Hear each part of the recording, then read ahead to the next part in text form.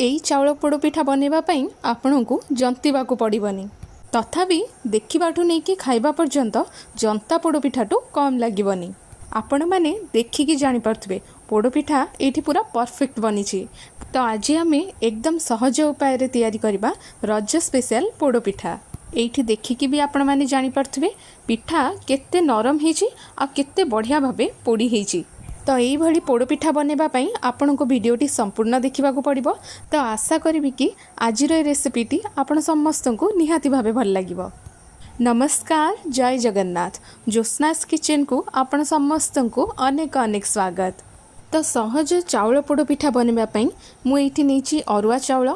एठी मु गोटे ग्लास अरुआ चाउल नेची आ ताकू मु 4 ରୁ 5 घंटा है भल भाव बतुरेकी रखीदे। आईटी भी आपण मैंने देखु चाउल पूरा बढ़िया भाव बतुरेकी रेडी हो जाइए। चेष्टा करेंगे सब बेले पुराणा चाउल पोड़पिठा बनैबा नुआ चाउल पोड़पिठार टेस्ट भल आसबनी। यापर आमको दरकार ये गुड़। ये देखूँ यही सेम ग्लास मापिकी मु गोटे ग्लास चाउल नहीं तो सही सेम ग्लास रे ही मु मापिकी गोटे ग्लास गुड़ नहीं। तो जेतिकी चाउल नहीं से परिमाणर ही ये आप गुड़ नेबे। देखिए पोड़पिठाटी पूरा परफेक्ट मीठा हम ना बेसी कम मीठा ना बेसी अधिक हम पूरा परफेक्ट पोड़पिठा बनिकी रेडी हम।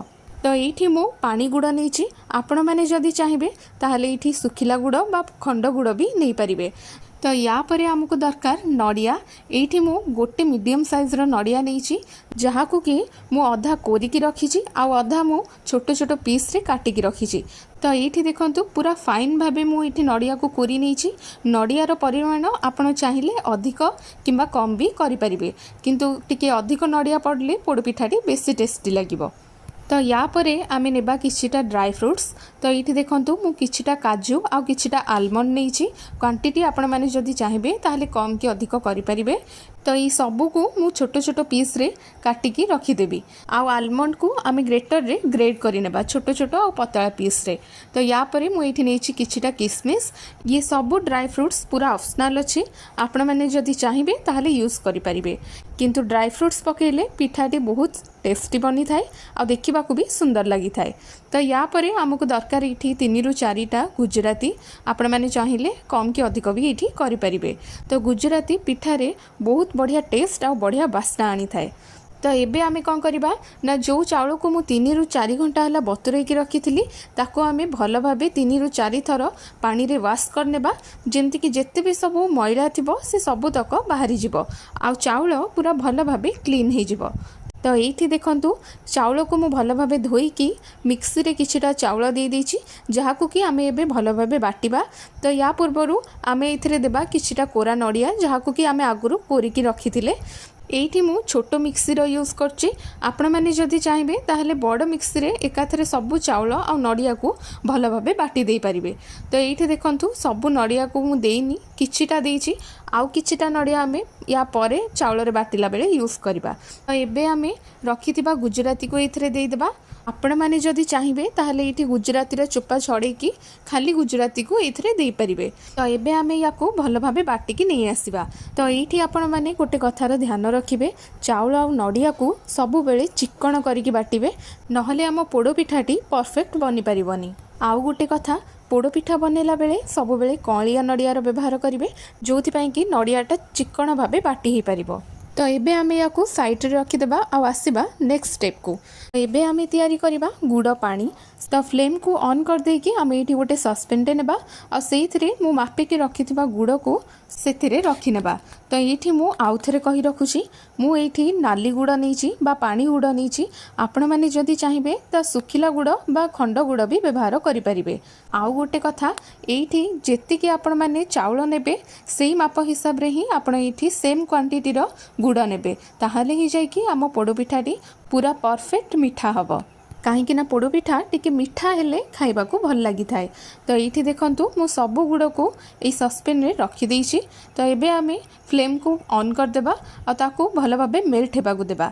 तो एठी जेहेतु मु पानी गुड़ नहीं तो मु एथिरे कम पानी मिसेबी, किंतु आपण माने जदि एठी खंड गुड़ बा सुखिला गुड़ व्यवहार करछंदी ताहाले क्वांटिटी हिसाब रे आपण टिके अधिक पानी एथिरे मिसेबे। तो एठी देखंतु मु आधा ग्लास पानी एथिरे देइछि। तो आपण माने गुड़र क्वांटिटी देखिकी ही पानी मिसेबे। तो एबे आमे गुड़ को भल भाव पानी रे मेल्ट करें नेबा जेमती कि किछि भी गोटा बा किछि भी लम्स रही न जाऊ आ गुड़टा भल भाव पूरा पानी रे मिक्स हो जाऊ। तो यही भली भाव ताकू कंटिन्यूअसली गोळेई चलथिबे जेमती कि सब गुड़ पूरा भल भाव पानी रे मिक्स हो जिवो। आउ गोटे कथा गुड़ को आमर ये पाग कर ना बास गोटा गुड़ को आमको ये भल भाव मेल्ट करार अच्छी। तो मीडियम फ्लेम रे आम ये गुड़ को टिके भल भाव फुटे नेबा। ये देखूँ गुड़टी पूरा बढ़िया भाव फुटी आसला आउ किसी भी लम्स नहीं। तो ये आम फ्लेम को ऑफ करदेबा आउ जिबा नेक्स्ट स्टेप को। तो ये देखूँ जो चाउल आउ नड़िया को मु बाटिकी रखी ये ही आम बनई गुड़ पाग को मिक्स करवा। तो से आमको फास्ट ये दरकार गोटे छणा छणा एथिपाई जहाँ भी गुड़े मैला अंश थी बा गोटा अंश थी से ये ही छाणी हो। तो ये आम धीरे धीरे करके गुड़ पानी को बैटर रे मिक्स करवा। ये आपण मैंने आउ गोटे कथार भी ध्यान रखि थे गुड़ को पानी को जदि आपण मैंने गोटे हाथ में पकाउछंती ताहले आउ गोटे हाथ में ये आपण मैंने बैटर को गोलेबे नहले ये लम्स हो आम पोड़पिठाटी टोटाली भी परफेक्ट बनी पारिबनी। तो ये देखो सबुतक मैला अंश ये छणारे रहीगला। तो ये आम ये पकेबा स्वाद अनुसार लुण आपण मैंने निज क्वांटिटी हिसाब रे कम कि अधिक लुण पकई पारिबे। तो ये ताकू भल भाव आम गोलई नेबा जेमती कि सबू लुण आ जहाँ भी गुड़र बैटर पूरा भल भाव गोलई हो जाऊ। तो ये आमर बैटर टी पूरा बढ़िया भाव रेडी हो गलानी पोड़पिठा बनवाई। तो ये आपण बैटर टेक्सचर देखंतु ना बेसी मोटा अच्छी ना बेसी पानिया आमको जेमती दरकार पूरा परफेक्ट अच्छी। तो याकू एबे आमे रखिबा साइड रे आ जिबा नेक्स्ट स्टेप को। एबे आमे नेबा गोटे प्रेशर कुकर जो थी कि आमे काटिकी रखिथिबा नड़िया आउ ड्राई फ्रूट्स को भल भाव भाजिबा। तो सेथिपाई आमे एठी नेबा 3 ରୁ 4 चम्मच गुआ घी व्यवहार करने द्वारा आम पोड़पिठाटी तले लगभनी। आ सेकेंड कथा पोड़पिठारे बहुत बढ़िया बास्ना आसीबो आ ता सहित बढ़िया साइन भी आसीबो। तो ये मु 5 लिटर वाला प्रेशर कुकर व्यवहार करिछि।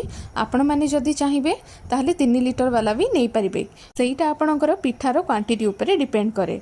तो ये देखंतु घीटी पूरा बढ़िया भाव गरम ही आसलानी। तो एबे आमे एथिरे काटिकी रखिथिबा नड़िया को पकेई देबा। एठी नड़िया को मु पूरा पतला पतला पीस रे काटिछि। आपण माने जदि चाहिए ताहले मोटा पीस रो नड़िया भी नहीं पारिबे। तो याको आमे अबिका भल भाव टिके ब्राउन हैला जाके भाजी देबा। तो एठी गोटे कथार ध्यान रखिबे नड़िया को आमे हल्का टिके ब्राउन हैला जाके भाजिबा पोड़ीबा जाके नुह। तो नड़िया को बेसी पोड़ीबेनी हल्का टिके ब्राउन हैला पर्यंत ताको एपट सेपट करथिबे आ कंटिन्यूअसली ताको भाजी चलथिबे। तो ये देखंतु टिके ब्राउन ही आसिलानी। तो एबे आमे इथरे ऐड करबा काटिकी रखिथिबा काजू आ आलमंड आ किसमिस को आ याकू भी आमे भल भाबे भाजी नेबा। तो ये देखंतु नड़िया को भाजी सारला परे किछि समय जाके तापरे ही आपण माने ड्राई फ्रूट्स को ऐड करिवे कहीं ना ड्राई फ्रूट्स को बेसी भाजिले से पोड़ी जाई थाए। तो नड़ियाटी जेतेबेले आमर हल्का टिके भाजी हे आसीबो सेतेबेले ही लास्ट को आमे ड्राई फ्रूट्स को ऐड करबा। तो ये देखंतु याकू भी आमे भल भाबे टिके हल्का ब्राउन हैला पर्यंत भाजी नेबा। तो ये देखंतु नड़िया और ड्राई फ्रूट्स पूरा बढ़िया भाबे भाजी हे आसिलानी। तो एबे आमे याकू गोटे अलगा जगह को काढी नेबा आ जिबा नेक्स्ट स्टेप को। तो सही सेम प्रेशर कुकर रे एबे मु आउ किछिटा घिओ देकी ताको एही बळी भल भाबे स्प्रेड करि नउची जेमते कि पोड़ो पिठाटी साइड रे न लागू। तो एबे आमे नेबा गोटे कदली पत्र आपण निज प्रेशर कुकर रो साइज हिसाब रे नेबे। तो एबे मु आकू प्रेशर कुकर रे रखीदेली आ ता ऊपर भी आमे 1 ରୁ 2 चम्मच घिओ नेबा आ ताकू भल भाबे स्प्रेड करनेबा कदली पत्र उपरे। तो ये देखंतु सेही ब्रश द्वारा ही मो कदली पत्र उपरे भल भाबे घिओ को स्प्रेड करि नउची। घिओ देबा द्वारा आम पोड़ पिठार टेस्ट बहुत भल आसी थाए आ साइन भी बहुत भल आसी थाए आ ता सहित पोड़ पिठाटी भल भाबे बेक भी हेई थाए। तो ये देखंतु से हल्का टिके गरम हो गला परे आमे जो गुड़ नड़िया और चाउलर बैटर को रेडी करथिले ताकू एथरे देई देबा। तो ये देखंतु मु सब बैटर को एथरे देई देली। एबे लास्ट रे आमे भाजी की रखी ड्राई फ्रूट्स और नड़िया को पूरा भल भाबे या उपरे गार्निश करनेबा। तो ये गोटे जिनसर ध्यान रखिए कि गार्निश कला बेले गोटे जगह सबुतक नड़िया और ड्राई फ्रूट्स को पकई देबेनी पूरा भल भाबे चारिआडे स्प्रेड करके पकेबे नहले गोटे जगह ही सबुतक रही जिवो। तो ये देखंतु मु पूरा भल भाबे ड्राई फ्रूट्स को स्प्रेड करि नेली जेंति पिठार सबु कोण को ड्राई फ्रूट्स सरिका जिवो। तो काजू आलमंड बा ड्राई फ्रूट्स देबा द्वारा पिठार टेस्टटा बहुत बढ़िया आसी थाए। तो एबे आमे प्रेसर कुकर रो कवर देई देबा।